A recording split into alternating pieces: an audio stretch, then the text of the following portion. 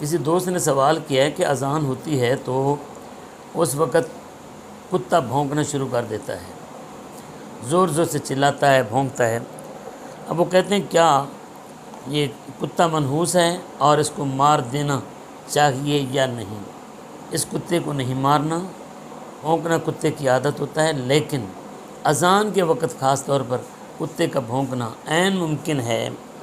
کہ کیونکہ جب اذان ہوتی ہے تو اذان کے وقت شیطان بھاگتا ہے، اور حدیث پاک کے الفاظ ہیں، کریم آقا صلی اللہ علیہ وسلم کے پیارے صحابی جناب ابو ہریرہ رضی اللہ تعالی عنہ ارشاد فرماتے ہیں کہ اذا نودی للصلاۃ ادبر الشیطان لہ درات حتی لا یسمع التاذین، جب اذان دی جاتی ہے تو شیطان گوز مارتے ہوئے یعنی آواز کے ساتھ آواز نکالتے ہوئے بھاگتا ہے، یہاں تک کہ اذان کو نہیں سن پاتا۔ یہ بخاری شریف اور دیگر کتابوں کے اندر، یہ حدیث پاک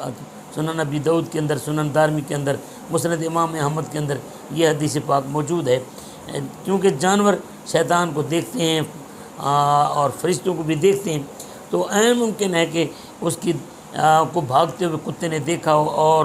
اسے دیکھ کر وہ کتا بھونک رہا ہو، تو یہ کتے کو مارنا نہیں چاہیے۔ کتے